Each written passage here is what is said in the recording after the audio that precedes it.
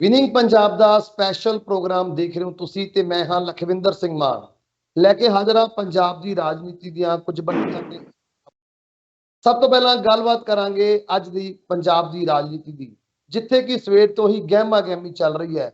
ਮਾਹੌਲ ਪੂਰਾ ਗਰਮ ਹੋਇਆ ਪੰਜਾਬ ਦੀ ਰਾਜਨੀਤੀ ਵਿੱਚ। ਗੱਲ ਕਰੀਏ ਜੇਕਰ ਨਵਜੋਤ ਸਿੰਘ ਸਿੱਧੂ ਦੀ ਪ੍ਰੈਸ ਕਾਨਫਰੰਸ ਦੀ ਤੇ ਨਾਲ ਹੀ ਨਾਲ ਵਿਸ਼ੇਸ਼ ਵਿਧਾਨ ਸਭਾ ਦਾ ਜੋ ਸੱਤਰ ਬੁਲਾਇਆ ਗਿਆ, ਉਸ ਦੇ ਵਿੱਚ ਕੀ ਕਾਰਵਾਈ ਹੋਈ ਤੇ ਨਵਜੋਤ ਸਿੰਘ ਸਿੱਧੂ ਦੀ ਪ੍ਰੈਸ ਕਾਨਫਰੰਸ ਵਿੱਚ ਕਿੰਨਾਂ ਦੇ ਉੱਪਰ ਹੱਲੇ ਬੋਲੇ ਗਏ ਨੇ, ਕਿੰਨਾਂ ਦੇ ਉੱਪਰ ਹਮਲਾ ਕੀਤਾ ਗਿਆ। ਇੱਕ ਵਾਰ ਫਿਰ ਤੋਂ ਨਵਜੋਤ ਸਿੰਘ ਸਿੱਧੂ ਦੇ ਵੱਲੋਂ ਇਸ ਬਾਰੇ ਗੱਲਬਾਤ ਕਰਾਂਗੇ ਤੇ ਨਾਲ ਹੀ ਨਾਲ ਗੱਲਬਾਤ ਕਰਾਂਗੇ ਹਾਈ ਕਮਾਨ ਦੇ ਵੱਲੋਂ ਇੱਕ ਵੱਡਾ ਐਕਸ਼ਨ ਲਿਆ ਗਿਆ ਸੁਲਹ ਸਫਾਈ ਕਰਾਉਣ ਦੇ ਲਈ ਨਵਜੋਤ ਸਿੰਘ ਸਿੱਧੂ ਅਤੇ ਸੀਐਮ ਚੰਨੀ ਦੇ ਵਿਚਕਾਰ ਕਿੰਨਾਂ ਦੇ ਵੱਲੋਂ ਪਹਿਲ ਕੀਤੀ ਗਈ ਇਹਨਾਂ ਦੋਹਾਂ ਵੱਡੇ ਨੇਤਾਵਾਂ ਦੇ ਵਿੱਚ ਸੁਲਹ ਕਰਾਉਣ ਦੇ ਲਈ, ਉਸ ਬਾਰੇ ਵੀ ਗੱਲਬਾਤ ਕਰਾਂਗੇ। ਤੇ ਗੱਲਬਾਤ ਕਰਨ ਦੇ ਲਈ ਮੇਰੇ ਨਾਲ ਜੁੜੇ ਹੋਏ ਨੇ ਪ੍ਰੋਫੈਸਰ ਮਨਜੀਤ ਸਿੰਘ ਅਣਖੀ ਸਾਹਿਬ। ਸਭ ਤੋਂ ਪਹਿਲਾਂ ਸਵਾਗਤ ਕਰਾਂਗੇ ਅਣਖੀ ਸਾਹਿਬ, ਪ੍ਰੋਗਰਾਮ ਦੇ ਵਿੱਚ ਸਵਾਗਤ ਹੈ ਜੀ। ਬਹੁਤ ਬਹੁਤ ਸ਼ੁਕਰੀਆ ਜੀ। ਸੋ ਅਣਖੀ ਸਰ, ਜੇਕਰ ਅੱਜ ਪੰਜਾਬ ਦੇ ਮਾਹੌਲ ਦੀ ਗੱਲ ਕਰੀਏ, ਪੰਜਾਬ ਦਾ ਮਾਹੌਲ ਸਵੇਰ ਤੋਂ ਹੀ ਗਰਮਾਇਆ ਹੋਇਆ ਹੈ। ਜਿੱਥੇ ਇੱਕ ਪਾਸੇ ਵਿਧਾਨ ਸਭਾ ਦਾ ਵਿਸ਼ੇਸ਼ ਸੈਸ਼ਨ ਬੁਲਾਇਆ ਗਿਆ ਸੀ, ਉੱਥੇ ਹੀ ਦੂਸਰੇ ਪਾਸੇ ਸੈਸ਼ਨ ਦੇ ਵਿੱਚ ਨਾ ਪਹੁੰਚ ਕੇ ਨਵਜੋਤ ਸਿੰਘ ਸਿੱਧੂ ਦੇ ਵੱਲੋਂ ਇੱਕ ਵਾਰ ਫਿਰ ਤੋਂ ਪ੍ਰੈਸ ਕਾਨਫਰੰਸ ਕੀਤੀ ਗਈ।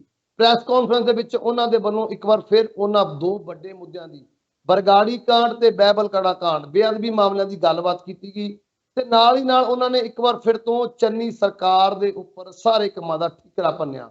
ਸੋ ਤਿੱਖੇ ਹਮਲੇ ਕੀਤੇ ਗਏ ਵੀ ਸਰਕਾਰ ਅਜੇ ਵੀ ਸੰਜੀਦਾ ਨਹੀਂ ਇਹਨਾਂ ਮਾਮਲਿਆਂ ਨੂੰ ਲੈ ਕੇ। ਨਾਲ ਹੀ ਨਾਲ ਉਹਨਾਂ ਏਜੀ ਤੇ ਡੀਜੀਪੀ ਦੇ ਫਿਰ ਤੋਂ ਅਹੁਦਿਆਂ ਬਾਰੇ, ਜਿਹੜੇ ਇਹਨਾਂ ਅਹੁਦਿਆਂ ਉੱਪਰ ਵੱਡੇ ਅਹੁਦਿਆਂ ਉੱਪਰ ਲੋਕ ਬੈਠੇ ਨੇ, ਉਹਨਾਂ ਬਾਰੇ ਵਿਸਥਾਰ ਦੇ ਨਾਲ ਚਰਚਾ ਕੀਤੀ ਤੇ ਵੱਡੇ ਹਮਲੇ ਏਜੀ ਤੇ ਡੀਜੀਪੀ ਉੱਪਰ ਵੀ ਕੀਤੇ ਗਏ ਨੇ ਇਹਨਾਂ ਦੀਆਂ ਨਿਯੁਕਤੀਆਂ ਨੂੰ ਲੈ ਕੇ। ਕਿਵੇਂ ਦੇਖ ਰਹੇ ਹੋ ਇਸ ਪ੍ਰੈਸ ਕਾਨਫਰੰਸ ਨੂੰ ਤੇ ਵੱਡੇ ਹਮਲੇ ਜੋ ਨਵਜੋਤ ਸਿੰਘ ਸਿੱਧੂ ਦੇ ਵੱਲੋਂ ਕੀਤੇ ਗਏ ਨੇ? ਦੇਖੋ ਮਾਨ ਸਾਹਿਬ, ਜਿਹੜੀ ਅੱਜ ਦੀ ਪ੍ਰੈਸ ਕਾਨਫਰੰਸ ਸੀ ਇਹ ਉਸੇ ਪ੍ਰਤੀਕਰਮ ਦਾ ਹੀ ਕਹਿ ਸਕਦੇ ਕਿ ਜਿਹੜਾ ਏਜੀ ਵੱਲੋਂ ਬੀਤੇ ਦਿਨਾਂ ਦੇ ਵਿੱਚ ਨਵਜੋਤ ਸਿੱਧੂ ਦੇ ਉੱਤੇ ਇੱਕ ਬਕਾਇਦਾ ਤੌਰ ਤੇ ਪ੍ਰੈਸ ਨੋਟ ਜਾਰੀ ਕਰਕੇ ਤਾਂ ਉਹਨਾਂ ਉੱਤੇ ਇਹ ਇਲਜ਼ਾਮ ਲਾਇਆ ਗਿਆ ਸੀ ਕਿ ਤੁਸੀਂ ਸਰਕਾਰ ਤੇ ਔਰ ਏਜੀ ਦੇ ਦਫ਼ਤਰ ਦੇ ਵਿਚਕਾਰ ਇੱਕ ਜਿਹੜਾ ਫਰਕ ਪਾ ਰਹੇ ਜੀ ਜਾਂ ਉਹਦੇ ਵਾਸਤੇ ਮੁਸ਼ਕਲਾਂ ਜਿਹੜੀਆਂ ਖੜੀਆਂ ਕਰ ਰਹੇ ਜੀ। ਕੱਲ ਬੇਸ਼ੱਕ ਨਵਜੋਤ ਸਿੱਧੂ ਨੇ 12 ਟਵੀਟ ਉਹਦਾ ਜਵਾਬ ਦਿੱਤੇ, ਪਰ ਅੱਜ ਜਿਹੜੀ ਉਹਦੀ ਪ੍ਰੈਸ ਕਾਨਫਰੰਸ ਦੀ ਪੂਰਨ ਤੌਰ ਤੇ ਅਸੀਂ ਕਹਿ ਸਕਦੇ ਹਾਂ ਅਕਬਰਪ੍ਰੀਤ ਸਿੰਘ ਸਹੋਤੇ ਦੇ ਉੱਤੇ ਕੇਂਦਰਿਤ ਸੀ, ਕਿਉਂਕਿ ਜਿਸ ਤਰੀਕੇ ਨਾਲ ਬਾਰ-ਬਾਰ ਉਹਨਾਂ ਨੇ ਪੂਰਨ ਤੌਰ ਤੇ ਖੁੱਲ੍ਹ ਕੇ ਅਕਬਰਪ੍ਰੀਤ ਸਿੰਘ ਸਹੋਤਾ ਜਿਹੜੇ ਕਾਰਜਕਾਰੀ ਡੀਜੀਪੀ ਨੇ ਔਰ ਉਹਨਾਂ ਨਾਲ ਸੁਮੇਧ ਸੈਣੀ ਦੇ ਸੰਬੰਧ, ਔਰ ਸੁਮੇਧ ਸੈਣੀ ਜਦੋਂ ਇਹਨਾਂ ਨੂੰ ਸਹੋਤਾ ਸਾਹਿਬ ਨੂੰ ਸਿੱਟ ਦਾ ਮੁਖੀ ਨਿਯੁਕਤ ਕਰਦੇ ਨੇ ਤੇ ਫਿਰ ਕਿਸ ਤਰੀਕੇ ਨਾਲ ਸੁਖਬੀਰ ਬਾਦਲ ਨੂੰ ਦਿੱਤੀ ਗਈ ਕਲੀਨ ਚਿੱਟ, ਤਾਂ ਉਹਦੇ ਨਾਲ ਹੀ ਨਾਲ ਸੁਮੇਧ ਸੈਣੀ ਨੂੰ ਦਿੱਤੀ ਜਾਣ ਵਾਲੀ ਬਲੈਂਕਟ ਬੇਲ ਦੇ ਸੰਬੰਧ ਵਿੱਚ ਜਿਸ ਤਰੀਕੇ ਨਾਲ ਬਖੀਆਂ ਦੇੜ ਕੇ ਰੱਖਤੀਆਂ ਨਵਜੋਤ ਸਿੱਧੂ ਨੇ ਆਪਣੀ ਹੀ ਸਰਕਾਰ ਦੀਆਂ, ਉਹ ਬਾਕਮਾਲ ਨੇ। ਤਾਂ ਉਹ ਜਿਹੜੀਆਂ ਉਹਨੇ ਬਖੀਆਂ ਦੇੜ ਕੇ ਰੱਖੀਆਂ ਨੇ ਉਹ ਪੂਰਨ ਤੌਰ ਤੇ ਅਸੀਂ ਕਹਿ ਸਕਦੇ ਹਾਂ ਕਿ ਉਹ ਰਾਜਨੀਤੀ ਜਾਂ ਸਿਆਸੀ ਹਿੱਤਾਂ ਤੋਂ ਪ੍ਰੇਰਿਤ ਨਹੀਂ ਆ, ਬਲਕਿ ਉਹ ਮੁੱਦੇ ਨੇ ਕਿ ਜਿਨ੍ਹਾਂ ਮੁੱਦਿਆਂ ਦੀ ਗੱਲ ਜਿਹੜੀ ਆ ਪੰਜਾਬ ਦੇ ਲੋਕ ਬੀਤੇ 7 ਸਾਲਾਂ ਤੋਂ ਜਾਂ 8 ਸਾਲਾਂ ਤੋਂ ਸੁਣਦੇ ਆ ਰਹੇ ਆ, ਪਰ ਇਹ ਗੱਲ ਕਿਸੇ ਤਨ ਪੱਤਰ ਜਿਹੜੀ ਆ ਨਹੀਂ ਲੱਗੀ। ਮਾਨ ਸਾਹਿਬ ਕਿ ਇਹੋ ਜਿਹੇ ਦੋ ਮੁੱਦੇ ਨੇ ਜਿਸ ਤਰੀਕੇ ਨਾਲ ਨਵਜੋਤ ਸਿੱਧੂ ਨੇ ਅੱਜ ਪੂਰਨ ਤੌਰ ਤੇ ਇਲਜ਼ਾਮ ਲੱਦਿਆ ਕਿਹਾ ਕਿ ਪੰਜਾਬ ਦੇ ਲੋਕਾਂ ਦੀ ਮਾਨਸਿਕਤਾ ਨਾਲ ਜੁੜੇ ਹੋਏ ਨੇ ਤੇ ਪੰਜਾਬ ਦੇ ਲੋਕ ਚਾਹੁੰਦੇ ਨੇ ਜਿਹੜੀ ਵੀ ਸਰਕਾਰ ਆਵੇ ਇਹਨਾਂ ਨੂੰ ਹੱਲ ਕਰੇ, ਕਿਉਂਕਿ ਸਰਕਾਰ ਤਾਂ ਪਹਿਲੀ ਸਰਕਾਰ ਜਿਹੜੀ ਬਾਦਲਾਂ ਦੀ ਸਰਕਾਰ ਸੀ ਉਹ ਇਹਦੇ ਵਿੱਚ ਖੁਦ ਇਨਵੋਲਵ ਸੀ, ਉਹ ਆਪਣਾ ਪੱਲਾ ਝਾੜਦੇ ਆ। ਦੂਜੇ ਪਾਸੇ ਨਵਜੋਤ ਸਿੰਘ ਸਿੱਧੂ ਨੇ ਜਦੋਂ 2017 ਚ ਕੈਪਟਨ ਅਮਰਿੰਦਰ ਸਿੰਘ ਦੀ ਸਰਕਾਰ ਬਣੀ ਤਾਂ ਪ੍ਰੈਸ ਕਾਨਫਰੰਸ ਵਿੱਚ ਕਹਿੰਦਾ ਮੈਂ ਤਾਂ ਪਹਿਲੀ ਮੀਟਿੰਗ ਤੋਂ ਬਾਅਦ ਹੀ ਇਹਨਾਂ ਮੁੱਦਿਆਂ ਦੇ ਸੰਬੰਧੀ ਜਿਹੜੀ ਗੱਲ ਕਰਨੀ ਸ਼ੁਰੂ ਕਰਤੀ ਸੀ ਕਿ ਇਹਨਾਂ ਮੁੱਦਿਆਂ ਨੂੰ ਹੱਲ ਕੀਤਾ ਜਾਵੇ। ਪਰ ਬੀਤੇ 4.5 ਸਾਲ ਦੌਰਾਨ ਜਦੋਂ ਇਸ ਮੁੱਦੇ ਤੇ ਕੋਈ ਗੱਲ ਨਹੀਂ ਹੋਈ ਤਾਂ ਅਖੀਰ ਜਿਸ ਤਰੀਕੇ ਨਾਲ SIT ਦੀ ਜਿਹੜੀ ਰਿਪੋਰਟ ਸੀ ਕਵਰ ਵਿਜੇ ਪ੍ਰਤਾਪ ਵਾਲੀ, ਉਹ ਰਿਪੋਰਟ ਰੱਦ ਹੁੰਦੀ ਆ ਔਰ ਬਕਾਇਦਾ ਤੌਰ ਤੇ ਇੱਕ ਤੂਫਾਨ ਜਿਹੜਾ ਪੰਜਾਬ ਦੀ ਸਿਆਸਤ ਦੇ ਵਿੱਚ ਆਉਂਦਾ, ਔਰ ਜਿਸ ਸਿਆਸਤ ਤੇ ਆਉਣ ਦੇ ਨਾਲ ਉਹਨਾਂ ਮੁੱਦਿਆਂ ਦੇ ਉੱਤੇ ਹੀ ਪੰਜਾਬ ਦਾ ਇੱਕ ਮੁੱਖ ਮੰਤਰੀ ਬਦਲ ਦਿੱਤਾ ਜਾਂਦਾ। ਔਰ ਜਿੰਨਾ ਚਿਰ ਤੱਕ ਕੈਪਟਨ ਅਮਰਿੰਦਰ ਸਿੰਘ ਦੀ ਲੜਾਈ ਨਵਜੋਤ ਸਿੰਘ ਸਿੱਧੂ ਨਾਲ ਰਹਿੰਦੀ ਇਸ ਮੁੱਦੇ ਤੇ, ਉਸ ਵਕਤ ਚਰਨਜੀਤ ਸਿੰਘ ਚੰਨੀ ਨਾਲ ਨਵਜੋਤ ਸਿੱਧੂ ਤੇ ਖੜਾ ਹੁੰਦਾ, ਤਰਜਿੰਦਰ ਸਿੰਘ ਬਾਜਵਾ ਲਾਗੇ ਨਜ਼ਰ ਆਉਂਦਾ, ਸੁਖਜਿੰਦਰ ਸਿੰਘ ਰੰਧਾਵਾ ਲਾਗੇ ਹੁੰਦਾ। ਕੈਪਟਨ ਅਮਰਿੰਦਰ ਸਿੰਘ ਕੁਰਸੀ ਤੋਂ ਥੱਲੇ ਹੁੰਦੇ ਆ, ਚਰਨਜੀਤ ਸਿੰਘ ਚੰਨੀ ਮੁੱਖ ਮੰਤਰੀ ਦੀ ਕੁਰਸੀ ਤੇ ਬੈਠਦਾ, ਤਾਂ ਕੁਰਸੀ ਤੇ ਬੈਠਣ ਦੀ ਦੇਰ ਆ ਇਹ ਮੁੱਦੇ ਜਿਹੜੇ ਨੇ ਬਿਲਕੁਲ ਖਤਮ ਹੋ ਜਾਂਦੇ ਆ। ਇਹਨਾਂ ਮੁੱਦਿਆਂ ਵੱਲ ਕਿਸੇ ਦਾ ਧਿਆਨ ਹੀ ਨਹੀਂ, ਬਲਕਿ ਇਹਨਾਂ ਮੁੱਦਿਆਂ ਨਾਲ ਸੰਬੰਧਿਤ ਜ਼ਿੰਮੇਵਾਰ ਵਿਅਕਤੀਆਂ ਨੂੰ ਉੱਚ ਅਹੁਦਿਆਂ ਤੇ ਲਾ ਕੇ ਫਿਰ ਤਾਇਨਾਤ ਕਰ ਦਿੱਤਾ ਜਾਂਦਾ। ਤਾਂ ਜੇਕਰ ਕੋਈ ਬੰਦਾ ਨਵਜੋਤ ਸਿੱਧੂ ਦੇ ਇਹ ਜਿਹੜੇ ਬੋਲ ਨੇ ਕਿ ਮੇਰੇ ਕੋਲ ਕੋਈ ਐਡਮਿਨਿਸਟ੍ਰੇਟਰ ਪਾਵਰ ਤਾਂ ਹੈ ਨਹੀਂ, ਮੈਂ ਕੇਵਲ ਇੱਕ ਪ੍ਰਧਾਨ ਆ, ਤਾਂ ਪ੍ਰਧਾਨ ਦੇ ਰੂਪ ਦੇ ਵਿੱਚ ਜੋ ਕੁਝ ਮੇਰੇ ਕੋਲ ਹੁੰਦਾ ਤਾਂ ਮੈਂ ਉਹ ਕਰਦਾ ਪਿਆ ਤੇ ਇਹ ਮੈਂ ਕਰਦੇ ਰਹਿਣਾ, ਕਿਉਂਕਿ ਅਸੀਂ ਲੋਕਾਂ ਨੂੰ ਜਵਾਬ ਦੇ, ਲੋਕਾਂ ਦੀ ਕਚਹਿਰੀ ਦੇ ਵਿੱਚ ਜਾਣਾ ਤਾਂ ਦੂਜੇ ਪਾਸੇ ਇਹ ਵੀ ਗੱਲ ਨਾਲ ਉਹਨੇ ਕੀਤੀ ਕਿ ਜਿਹੜੇ ਸਰਕਾਰ ਦੇ ਕੋਈ ਚੰਗੇ ਕਦਮ ਨੇ, ਮੈਂ ਉਹਨਾਂ ਦੀ ਸ਼ਲਾਘਾ ਕਰਦਾ, ਪਰ ਕੀ ਇਹ ਕੰਮ ਜੇ ਬਿਜਲੀ ਮਾਫ ਕਰਦਾ ਜੇ ਪੈਟਰੋਲ ਦੀਆਂ ਕੀਮਤਾਂ ਘਟੀਆਂ ਨੇ, ਕਿ ਅਗਲੇ 5 ਸਾਲਾਂ ਤੱਕ ਇਹ ਘਟੀਆਂ ਰਹਿਣਗੀਆਂ? ਸੋ ਬੜੇ ਮਹੱਤਵਪੂਰਨ ਪ੍ਰਸ਼ਨ ਨਵਜੋਤ ਸਿੱਧੂ ਨੇ ਆਪਣੀ ਪ੍ਰੈਸ ਕਾਨਫਰੰਸ ਦੇ ਵਿੱਚ ਉਠਾਏ, ਪਰ ਮੇਨ ਮੁੱਦਾ ਜਿਹੜਾ ਮੇਨ ਨੁਕਤਾ ਸੀ ਉਹ ਇਹਨਾਂ ਦੋ ਨਿਯੁਕਤੀਆਂ ਨੂੰ ਲੈ ਕੇ ਸੀ। ਹੁਣ ਇੰਟਰਸਟਿੰਗ ਗੱਲ ਇਹ ਆ ਕਿ ਜਿਹੜੀ ਪੰਜਾਬ ਦੀ ਚੰਨੀ ਸਰਕਾਰ ਆ, ਇਹਨਾਂ ਨੂੰ ਦੋ ਨਿਯੁਕਤੀਆਂ ਨੂੰ ਆਪਣੇ ਨੱਕ ਦਾ ਮੁੱਦਾ ਬਣਾ ਕੇ ਚੱਲਦੀ ਪਈ ਆ। ਇਹਨਾਂ ਰੌਲਾ ਪੈ ਰਿਹਾ, ਜਿਸ ਬੰਦੇ ਨੂੰ ਨਹੀਂ ਵੀ ਸੀ ਪਤਾ ਉਸ ਬੰਦੇ ਨੂੰ ਵੀ ਪਤਾ ਕਿ ਇਸ ਤਰੀਕੇ ਨਾਲ ਇਹਨਾਂ ਬੰਦਿਆਂ ਦੇ ਇਹ ਹਾਲ ਨਹੀਂ। ਸੁਮੇਰ ਸੈਣੀ ਨੂੰ ਬਲੈਂਕਟ ਬੇਲ ਦਿਵਾਉਣ ਵਾਲਾ ਏਜੀ AP ਸਿੰਘ ਦਿਓਲ, ਦੂਜੇ ਪਾਸੇ ਉਸ ਸਮੇਂ ਕਲੀਨ ਚਿੱਟ ਦੇਣ ਵਾਲਾ ਇਕਬਾਲਪ੍ਰੀਤ ਸਿੰਘ ਸਹੋਤਾ, ਸਭ ਕੁਝ ਪਤਾ, ਪਰ ਇਹਦੇ ਬਾਵਜੂਦ ਸਰਕਾਰ ਇਹਨਾਂ ਨੂੰ ਬਦਲਣ ਦੀ ਚਾਹਵਾਨ ਨਹੀਂ। ਹੁਣ ਐਡੀ ਕਿਹੜੀ ਤਾਕਤ ਆ ਕਿ ਜਿਹੜੀ ਸਰਕਾਰ ਇਹਨਾਂ ਦੋਵਾਂ ਨਿਯੁਕਤੀਆਂ ਨੂੰ ਕਿਸੇ ਵੀ ਸੂਰਤ 'ਚ ਬਦਲ ਨਹੀਂ ਸਕਦੀ, ਜਾਂ ਇੰਨੀ ਮਜਬੂਰ ਹੋ ਚੁੱਕੀ ਆ, ਜਾਂ ਕਿਸੇ ਨੂੰ ਹੱਥ ਵੱਢ ਕੇ ਚੰਨੀ ਸਰਕਾਰ ਦੇ ਦੇਤੇ ਆ ਕਿ ਇਹਨਾਂ ਦੋ ਨਿਯੁਕਤੀਆਂ ਦੇ ਪਿੱਛੇ ਪਾਰਟੀ ਪ੍ਰਧਾਨ ਜਿਹੜਾ ਉਹ ਰੋਜ਼ ਪ੍ਰੈਸ ਕਾਨਫਰੰਸਾਂ ਕਰਦਾ, ਰੋਜ਼ ਟਵੀਟ ਕਰ ਕਰਕੇ ਆਪਣੀ ਸਰਕਾਰ ਨੂੰ ਘੇਰਦਾ, ਪਰ ਸਰਕਾਰ ਦੀ ਕੀ ਮਜਬੂਰੀ ਆ ਕਿ ਇਹਨਾਂ ਦੋ ਅਹੁਦਿਆਂ ਨੂੰ ਬਰਖਾਸਤ ਨਹੀਂ ਕਰਦੀ? ਇਹ ਇੱਕ ਬੜਾ ਵੱਡਾ ਪ੍ਰਸ਼ਨ ਆ ਕਿ ਜਿਹਦੇ ਸੰਬੰਧੀ ਸੋਚਣਾ ਪਏਗਾ। ਤਾਂ ਦੂਸਰੇ ਬੰਨੇ ਜਿਹੜੇ ਨਵਜੋਤ ਸਿੰਘ ਸਿੱਧੂ ਦੇ ਵਿਰੋਧੀ ਆ, ਉਹ ਸਿੱਧੂ ਦੇ ਦੁਆਲੇ ਹੋ ਜਾਂਦੇ ਕਿ ਹਾਂ ਭਈ ਜੇਕਰ IPS ਜਿਸ ਤਰ੍ਹਾਂ ਬਿੱਟੂ ਦਾ ਆਇਆ ਗੱਲ, ਬਿੱਟੂ ਦਾ ਬਿਆਨ ਆਇਆ ਕਿ ਹੁਣ IPS ਅਫਸਰ ਤਾਂ ਹਰ ਸਰਕਾਰ 'ਚ ਉਹੋ ਹੀ ਹੁੰਦੇ ਆ, ਪਰ ਜਦੋਂ ਸਰਕਾਰ 'ਚ ਉਹ ਬਦਲੇ, ਸਰਕਾਰ ਬਦਲ ਜਾਂਦੀ ਤੇ ਉਹਨਾਂ ਦੀ ਭੂਮਿਕਾ ਬਦਲ ਜਾਂਦੀ ਆ। ਸਾਨੂੰ ਇਹਨਾਂ ਅਧਿਕਾਰੀਆਂ ਤੇ ਯਕੀਨ ਕਰਨਾ ਚਾਹੀਦਾ। ਹੁਣ ਬਿੱਟੂ ਦਾ ਇਹ ਜਿਹੜਾ ਬਿਆਨ ਆਉਣਾ, ਜਿਹੜੇ ਸੰਦਰਭ 'ਚ ਵੇਖਿਆ ਜਾਵੇ, ਦੂਜੇ ਪਾਸੇ ਸੁਖਬੀਰ ਸਿੰਘ ਬਾਦਲ ਵੀ ਕੱਲ ਕਹੀ ਜਾਂਦਾ ਕਿ ADGP DGP ਲਾਉਣਾ ਜਾਂ AG ਲਾਉਣਾ ਇਹ ਮੁੱਖ ਮੰਤਰੀ ਦਾ ਅਧਿਕਾਰ ਖੇਤਰ ਆ, ਪਾਰਟੀ ਪ੍ਰਧਾਨ ਦੀ ਕੋਈ ਜ਼ਿੰਮੇਵਾਰੀ ਨਹੀਂ ਹੈਗੀ ਜਾਂ ਇਹਦੇ ਵਿੱਚ ਦਖਲਅੰਦਾਜ਼ੀ ਕਰੇ। ਤਾਂ ਜਦੋਂ ਸੁਖਬੀਰ ਸਿੰਘ ਬਾਦਲ ਹੁਣੀ ਆਪਣੀ ਕਰਦੇ ਰਹੀ, ਕਹਿੰਦਾ ਜੀ ਮੈਂ ਉਦੋਂ ਗ੍ਰਹਿ ਮੰਤਰੀ ਹੁੰਦਾ ਸਾਂ, ਮੈਂ ਹੀ ਕਰਦਾ। ਸੋ ਬਹੁਤ ਕੁਝ ਇਹੋ ਜਿਹੀ ਰਾਜਨੀਤਿਕ ਪਰਦੇ ਦੇ ਉੱਤੇ ਤੇ ਪਰਦੇ ਦੇ ਪਿੱਛੇ ਖੇਡਿਆ ਜਾ ਰਿਹਾ, ਜਿਸ ਦਾ ਮੇਨ ਔਰ ਮੁੱਖ ਮੰਤਵ ਇਹੋ ਹੀ ਆ ਕਿ ਨਵਜੋਤ ਸਿੰਘ ਸਿੱਧੂ ਕਿਸੇ ਵੀ ਤਰੀਕੇ ਨਾਲ ਇਸ ਦਾ ਸਿਆਸੀ ਲਾਹਾ ਲੈ ਕੇ ਲੋਕਾਂ 'ਚ ਮਕਬੂਲ ਨਾ ਹੋ ਜਾਵੇ। ਇਸ ਵਕਤ ਪੰਜਾਬ ਸਰਕਾਰ ਇਸ ਮੁੱਦੇ ਨੂੰ ਆਪਣੀ ਨੱਕ ਦੀ ਲੜਾਈ ਬਣਾ ਕੇ ਚੱਲਣ ਡਈ ਆ ਕਿ ਅਸੀਂ ਜੋ ਮਰਜ਼ੀ ਹੋ ਜਾਵੇ, ਜੋ ਮਰਜ਼ੀ ਕੀਮਤ ਅਦਾ ਕਰਨੀ ਪੈ ਜੇ, ਆਪਾਂ ਇਹਨਾਂ ਦੋ ਅਧਿਕਾਰੀਆਂ ਨੂੰ ਨਹੀਂ ਬਦਲਣਾ। ਤੇ ਦੂਜੇ ਪਾਸੇ ਨਵਜੋਤ ਸਿੱਧੂ ਇਹਨਾਂ ਮੁੱਦਿਆਂ ਨੂੰ ਲੈ ਕੇ ਚੱਲਦਾ ਪਿਆ ਕਿ ਠੀਕ ਹੈ, ਮੈਂ ਪਾਰਟੀ ਪ੍ਰਧਾਨ ਹੈਗਾ, ਪਰ ਮੈਂ ਦਫ਼ਤਰ ਨਹੀਂ ਜੇ ਜਾਣਾ, ਦਫ਼ਤਰ ਉਦੋਂ ਜਾਊਂਗਾ ਜਦੋਂ ਇਹ ਬੰਦੇ ਬਦਲੇ ਜਾਣਗੇ। ਤਾਂ ਇਹ ਸਾਰੀ ਸਿਆਸਤ ਦੇ ਵਿੱਚ ਇੱਕ ਬੰਦਾ ਪੂਰਨ ਤੌਰ ਤੇ ਚੁੱਕਿਆ, ਤਾਂ ਉਹ ਬੰਦਾ ਬੜੀ ਲੰਮੀ ਦੌੜ ਜਿਹੜੀ ਆ ਉਹ ਲਾ ਰਿਹਾ, ਬੜੀ ਲੰਮੀ ਦੌੜ ਦੀ ਉਹ ਤਲਾਸ਼ ਵਿੱਚ ਆ ਕਿ ਸ਼ਾਇਦ ਕਿ 2000 ਕਿਉਂਕਿ ਆਹ ਬੰਦੇ ਆਪਸ ਦੇ ਵਿੱਚ ਲੜਦੇ ਰਹਿਣ, ਨਵਜੋਤ ਸਿੰਘ ਸਿੱਧੂ ਚੰਨੀ ਤੇ ਵਾਰ ਕਰਦਾ ਰਹੇ, ਸੁਖਜਿੰਦਰ ਰੰਧਾਵੇ ਦੇ ਕਰਦਾ, ਤ੍ਰਿਪਤ ਤੇ ਕਰਦਾ ਰਹੇ, ਉਹ ਤੇ ਕਰਦੇ ਰਹਿਣ, ਤੇ ਸ਼ਾਇਦ ਜੇ 2022 ਦੀਆਂ ਚੋਣਾਂ 'ਚ ਕਾਂਗਰਸ ਦੁਬਾਰਾ ਸੱਤਾ 'ਚ ਆਉਂਦੀ ਆ ਤੇ ਸ਼ਾਇਦ ਮੁੱਖ ਮੰਤਰੀ ਦੇ ਰੂਪ 'ਚ ਮੇਰਾ ਨਾਂ ਲੱਗ ਜੇ। ਉਹ ਇਸ ਕਰਕੇ ਬਿਲਕੁਲ ਚੁੱਪਿਆ, ਨਾ ਉਹਨੂੰ ਕਿਸੇ ਚੰਗੇ ਦਾ ਨਾ ਕਿਸੇ ਮਾੜੇ ਦਾ, ਪਰ ਅਸਲ ਦੇ ਵਿੱਚ ਤਾਰਾਂ ਜਿਹੜੀਆਂ ਉਹਦੀਆਂ ਚੱਲਣ ਰਹੀਆਂ। ਇਹ ਦੋ ਨਿਯੁਕਤੀਆਂ ਉਸੇ ਮੰਤਰੀ ਵੱਲੋਂ ਕਰਵਾਈਆਂ ਗਈਆਂ। ਤਾਂ ਜਦੋਂ ਅੱਜ ਇੱਕ ਪੱਤਰਕਾਰ ਨੇ ਸਵਾਲ ਕੀਤਾ ਕਿ ਤੁਸੀਂ ਚੰਨੀ ਨੂੰ ਘੇਰਦੇ ਜੇ, ਕਿ ਚੰਨੀ ਨੂੰ ਤੁਸੀਂ ਲਵਾਇਆ, ਤਾਂ ਨਵਜੋਤ ਸਿੱਧੂ ਨੇ ਤਲਫਟ ਦੋ ਸ਼ਬਦਾਂ ਜਵਾਬ ਦਿੱਤਾ, ਦੋ ਟੁਕ, ਕਿ ਨਹੀਂ, ਕਿ ਮੈਂ ਨਹੀਂ ਲਵਾਇਆ, ਇਹ ਹਾਈਕਮਾਨ ਦੀ ਮਰਜ਼ੀ ਸੀ, ਹਾਈਕਮਾਨ ਨੇ ਇਹਨੂੰ ਐਡਜਸਟ ਕੀਤਾ। ਤਾਂ ਜਿਹੜੇ ਅੱਜ ਨਵਜੋਤ ਸਿੱਧੂ ਦੇ ਤਿੱਖੇ ਤੇ ਬਾਗੀ ਤੇਵਰ ਜਿਹੜੇ ਵੇਖਣ ਨੂੰ ਮਿਲੇ ਆ, ਇਹ ਜੇਕਰ ਇਹ ਮਸਲੇ ਨੂੰ ਜਲਦ ਤੋਂ ਜਲਦ ਨਾ ਸੁਲਝਾਇਆ ਗਿਆ ਤਾਂ ਕਾਂਗਰਸ ਵਾਸਤੇ ਆਉਂਦੇ ਦਿਨਾਂ ਦੇ ਵਿੱਚ ਬੜੇ ਇਹ ਜਿਹੜੇ ਹਾਨੀਕਾਰਕ ਹੋ ਸਕਦੇ ਨੇ, ਚੁਣੌਤੀਆਂ ਭਰਪੂਰ ਕਾਂਗਰਸ ਪਾਰਟੀ ਵਾਸਤੇ ਹੋ ਸਕਦੇ ਨੇ। ਕਿਉਂਕਿ ਹੁਣ ਕਰਨ ਮਰਨ ਦੀ ਦਵਾਈ ਆ ਜਿਹੜੀ ਲੜਾਈ ਆ ਉਹ ਚੱਲ ਪਈ। ਉਹਨੇ ਕਲੀਅਰ ਕੱਟ ਇੱਕ ਮੈਸੇਜ ਦਿੱਤਾ ਕਿ ਜਾਂ ਤਾਂ ਕੰਪਰੋਮਾਈਜ਼ਡ ਅਫਸਰ ਰੱਖ ਲਓ ਜਾਂ PCC ਪ੍ਰਧਾਨ ਰੱਖ ਲਓ। ਤਾਂ ਇਹ ਹੁਣ ਚੰਨੀ ਸਰਕਾਰ ਦੀ ਜਿਹੜਾ ਬਾਲ ਚੰਨੀ ਸਰਕਾਰ ਦੀ ਡੀ ਵਿੱਚ ਆ ਕਿ ਉਹ ਹੁਣ ਕੀ ਕਰਦੀ ਹੈ। ਤੇ ਲੱਗਦਾ ਨਹੀਂ ਆ ਕਿ ਅਜੇ ਇਹ ਫੈਸਲਾ ਕਿ ਤਨ ਪੱਤਰ ਲੱਗੂਗਾ। ਬੇਸ਼ੱਕ ਇਸ ਪ੍ਰੈਸ ਕਾਨਫਰੰਸ ਤੋਂ ਬਾਅਦ ਪੰਜਾਬ ਕਾਂਗਰਸ ਦੇ ਜਿਹੜੇ ਇੰਚਾਰਜ ਨੇ ਹਰੀਸ਼ ਚੌਧਰੀ ਹੁਣੀ, ਉਹਨਾਂ ਨੇ ਇਹ ਦੋਵੇਂ ਸਿਖਰ ਦੇ ਨੇਤਾਵਾਂ ਦੀ ਪੰਜਾਬ ਭਵਨ 'ਚ ਮੀਟਿੰਗ ਕਰਾਈ ਹੈ। ਮੀਟਿੰਗ ਹੋ ਗਈ, ਚਰਨਜੀਤ ਸਿੰਘ ਚੰਨੀ ਸਭ ਤੋਂ ਪਹਿਲਾਂ ਨਵਜੋਤ, ਇਸ ਮੀਟਿੰਗ ਦੇ ਵਿੱਚ ਪ੍ਰਗਟ ਸਿੰਘ ਹੁਣੀ ਵੀ ਸੀ। ਸਭ ਤੋਂ ਪਹਿਲਾਂ ਜਿਹੜੇ ਨੇ ਨਵਜੋਤ ਸਿੱਧੂ ਮੀਟਿੰਗ ਤੋਂ ਬਾਅਦ ਨਿਕਲਦੇ, 2 ਘੰਟੇ ਮੀਟਿੰਗ ਚੱਲਦੀ ਹੈ, ਬਿਨਾਂ ਪ੍ਰੈਸ ਨਾਲ ਗੱਲਬਾਤ ਕਰਦੇ ਬਾਅਦ ਚਲ ਜਾਂਦੇ ਆ, ਪ੍ਰਗਟ ਸਿੰਘ ਜਾਂਦੇ ਆ, ਤੇ ਸਭ ਤੋਂ ਅਖੀਰ ਤੇ ਚਰਨਜੀਤ ਸਿੰਘ ਚੰਨੀ ਹੁਣੀ ਜਾਂਦੇ।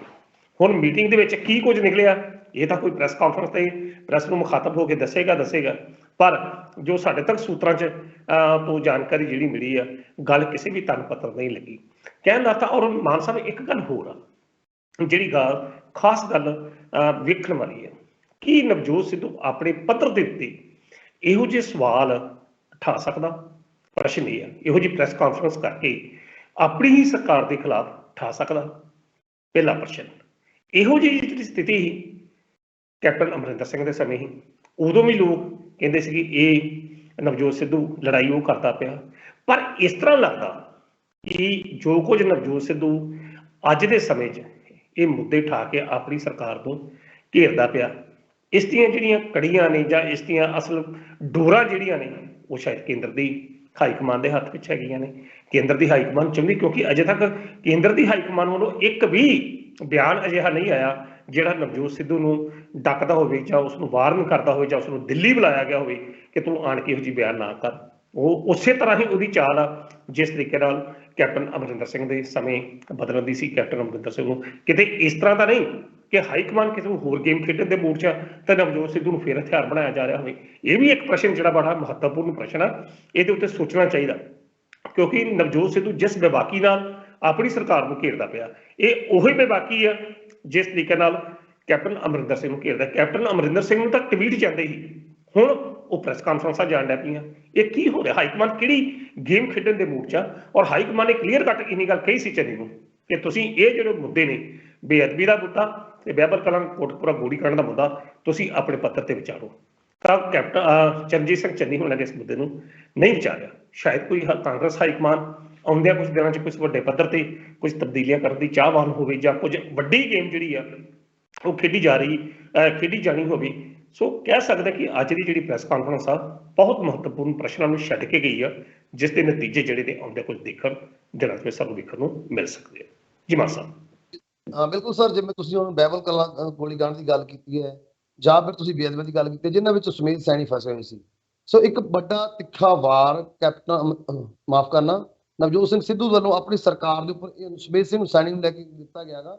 ਉਹ ਕਹਿੰਦੇ ਜਦੋਂ ਸੁਮੇਧ ਸਿੰਘ ਸੈਣੀ ਨੂੰ ਬਲੈਂਕਟ ਬੇਲ ਮਿਲੀ ਸੀ ਤਾਂ ਉਹਦਾ ਸਰਕਾਰ ਵੱਲੋਂ ਵਿਰੋਧ ਕਿਉਂ ਨਹੀਂ ਕੀਤਾ ਗਿਆ, ਉਹਦੇ ਵਿਰੁੱਧ ਪਟੀਸ਼ਨ ਕਿਉਂ ਨਹੀਂ ਪਾਈ ਗਈ? ਇਹ ਬਹੁਤ ਵੱਡਾ ਸਵਾਲ ਹੈ ਜੀ ਸਰਕਾਰ ਦੇ ਲਈ, ਵੀ ਜਦੋਂ ਮੰਨ ਲਓ ਹਾਈ ਕੋਰਟ ਨੇ ਉਹਨਾਂ ਨੂੰ ਬੇਲ ਦੇਤੀ, ਫਿਰ ਉਹਨਾਂ ਨੇ ਇਹਦੇ ਵਿਰੁੱਧ ਅਪੀਲ ਕਿਉਂ ਨਹੀਂ ਕੀਤੀ? ਇਹ ਵੀ ਇੱਕ ਵੱਡਾ ਸਵਾਲ ਕੀਤਾ ਗਿਆ। ਕਿਵੇਂ ਦੇਖ ਰਹੇ ਹੋ ਨਵਜੋਤ ਸਿੰਘ ਸਿੱਧੂ ਦੇ ਇਸ ਸਵਾਲ ਨੂੰ? ਨਵਜੋਤ ਸਿੱਧੂ ਦਾ ਇਹ ਜਿਹੜਾ ਪ੍ਰਸ਼ਨ ਉਹਨੇ ਉਠਾਇਆ ਕਿ ਜਦੋਂ ਬਲੈਂਕਟ ਬੇਲ ਮਿਲਦੀ ਆ ਸੁਮੇਧ ਸਿੰਘ ਸੈਣੀ ਨੂੰ, ਤਾਂ ਪੰਜਾਬ ਸਰਕਾਰ ਵੱਲੋਂ ਸੁਪਰੀਮ ਕੋਰਟ 'ਚ ਇਹਦੇ ਸੰਬੰਧੀ ਕਿਉਂ ਨਹੀਂ ਦਾਇਰ ਕੀਤੀ ਗਈ ਅਪੀਲ ਜਾਂ ਕੁਝ ਵੀ ਰਿਟ ਕਿਉਂ ਨਹੀਂ ਪਾਈ ਗਈ? ਤਾਂ ਇਹ ਸਾਫ਼ ਤੌਰ ਤੇ ਸਰਕਾਰ ਦੀ ਉਸ ਮਨਸ਼ਾ ਨੂੰ ਕਲੀਅਰ ਕਰਦਾ ਕਿ ਸਰਕਾਰ ਵੀ ਇਸ ਮੁੱਦੇ ਤੇ ਕੁਝ ਨਹੀਂ ਕਰਨਾ ਚਾਹੁੰਦੀ। ਸਰਕਾਰ ਕੈਪਟਨ ਭਾਈ ਅਮਰਿੰਦਰ ਦੀ ਸਰਕਾਰ ਹੋਵੇ ਤੇ ਚਾਹੇ ਚਰਨਜੀਤ ਸਿੰਘ ਚੰਨੀ ਦੀ ਸਰਕਾਰ ਹੋਵੇ। ਜਦੋਂ SIT ਦੀ ਰਿਪੋਰਟ ਜਦੋਂ ਰੱਦ ਹੋਈ ਹੈ ਕਬਰ ਵਿਜੇ ਪ੍ਰਤਾਪ ਵਾਲੀ, ਉਦੋਂ ਵੀ 2-2.5 ਮਹੀਨੇ ਪੰਜਾਬ ਦੀ ਕੈਪਟਨ ਸਰਕਾਰ ਨੇ ਕੁਝ ਨਹੀਂ ਕੀਤਾ।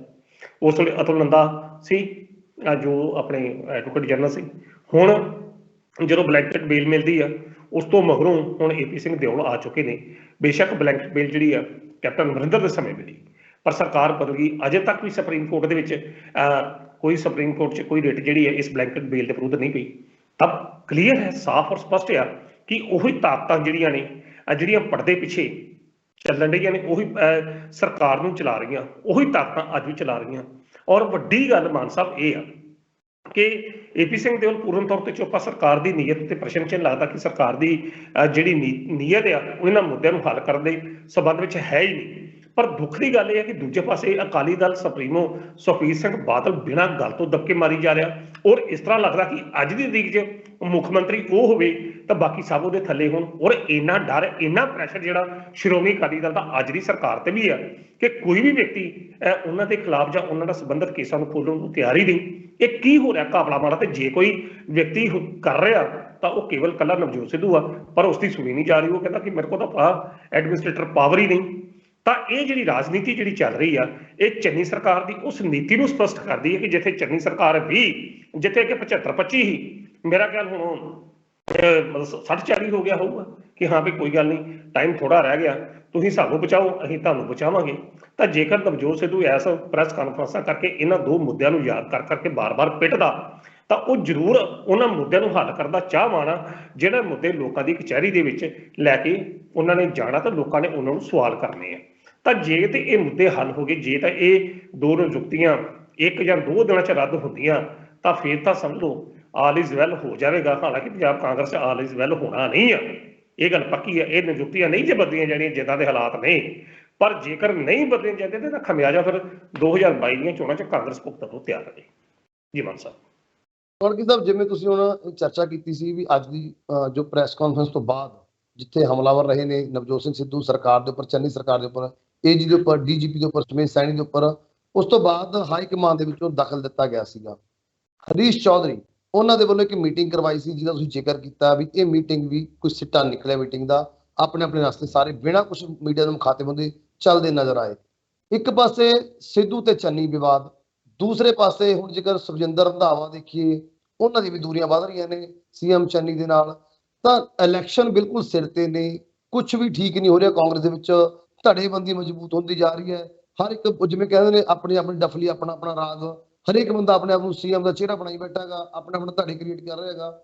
ਕੀ ਦੇਖ ਰਹੇ ਹੋ ਕਿ 2022 ਦੇ ਇਲੈਕਸ਼ਨ ਜੋ ਬਿਲਕੁਲ ਸਿਰ ਤੇ ਨੇਗੀਆਂ, ਕੀ ਆਪਾਂ ਵੇਖ ਕਾਂਗਰਸ ਦਾ, ਕੀ ਕਾਂਗਰਸ ਰਿਪੀਟ ਹੋਏਗੀ ਜਾਂ ਫਿਰ ਕਿਸੇ ਹੋਰ ਪਾਰਟੀ ਨੂੰ ਮੌਕਾ ਮਿਲ ਸਕਦਾ ਇਹਨਾਂ ਮੁੱਦਿਆਂ ਨੂੰ ਲੈ ਕੇ, ਕਿਉਂਕਿ ਤਾਣੀ ਬਹੁਤ ਉਲਝ ਚੁੱਕੀ ਹੈ ਕਾਂਗਰਸ ਦੀ, ਕਿਵੇਂ ਦੇਖ ਰਹੇ ਹੋ? ਬੜਾ ਵਧੀਆ ਪ੍ਰਸ਼ਨ ਹੈ। ਜੇ ਤੇ ਮਾਨ ਸਾਹਿਬ ਇਹੋ ਹਾਲਾਤ ਰਹੇ ਤਾਂ ਫਿਰ ਉਹ ਦਿਨ ਦੂਰ ਨਹੀਂ ਹੈ ਜਦੋਂ ਕਾਂਗਰਸ ਪਾਰਟੀ ਆਪਣਾ ਬੋਰੀ ਬਿਸਤਰਾ ਗੋਲ ਸਮਝੇ। ਬੋਰੀ ਬਿਸਤਰਾ ਗੋਲ ਕਰਨ ਤੋਂ ਭਾਵ ਕਿ ਵਿਰੋਧੀਆਂ ਨੂੰ ਕੱਖ ਨਹੀਂ ਕਰਨਾ ਪੈਣਾ। ਇਹਨਾਂ ਨੇ ਆਪ ਹੀ ਆਪਸ ਦੇ ਵਿੱਚ ਹੀ ਲੜ ਕੇ ਜਿਹੜੀ ਖੇਸ ਵਾ ਆਪਣੇ ਸਿਰ 'ਚ, ਜਿਸ ਤਰ੍ਹਾਂ ਪੰਜਾਬੀ 'ਚ ਕਹਿੰਦੇ ਨਾ ਕੁੱਕੜ ਕੇ ਉਡਾਈ ਤੇ ਆਪਣੇ ਸਿਰ ਪਾਈ, ਇਸੇ ਤਰੀਕੇ ਨਾਲ ਇਹਨਾਂ ਨੇ ਕਰਨਾ। ਕਿਉਂਕਿ ਇੱਕ ਸ਼ਹਿਰ ਦੇ ਵਿੱਚ ਜਿਹੜਾ ਮੁਕਾਬਲਾ ਹੈ ਉਹ ਸ਼੍ਰੋਮਣੀ ਅਕਾਲੀ ਦਲ ਜਾਂ ਆਮ ਆਦਮੀ ਪਾਰਟੀ ਨਾਲ ਤਾਂ ਹੋਣਾ ਹੀ ਹੋਣਾ, ਨਾਲ ਹੀ ਉਹਦੇ ਕਾਂਗਰਸ ਦੇ ਵੀ 2-3 ਬੰਦੇ ਜਿਹੜੇ ਉਹ ਖੜੇ ਹੋਣਗੇ।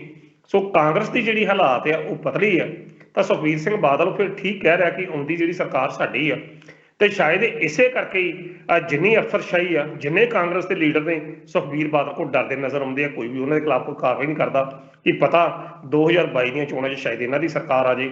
ਦੂਜੇ ਪਾਸੇ ਆਮ ਆਦਮੀ ਪਾਰਟੀ ਵੀ ਕੱਛਾ ਵਜਬਦੀ ਫਿਰਦੀ, ਕਹਿੰਦੀ ਕੋਈ ਗੱਲ ਹੀ ਨਹੀਂ, ਇਹ ਲੜਾਈ ਝਗੜਾ ਚੱਲਣ ਦਿਓ ਤੇ ਠੀਕ ਆ।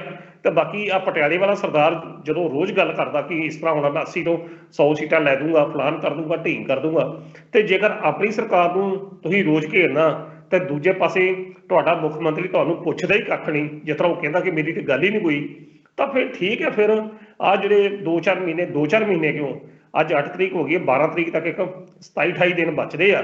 ਇੰਨੇ ਕੁ ਦਿਨਾਂ 'ਚ ਜਿੰਨਾ ਕੁ ਤੁਸੀਂ ਰਾਜ ਭਾਗ ਭੋਗਣਾ ਭੋਗ ਲਓ, ਬਾਅਦ ਦੇ ਵਿੱਚ ਫਿਰ ਚੰਡੀਗੜ੍ਹ ਦੀਆਂ ਪੌੜੀਆਂ ਜਿਹੜੀਆਂ, ਚੰਡੀਗੜ੍ਹ ਦੇ ਰਸਤੇ ਭੁੱਲ ਜਾਓ।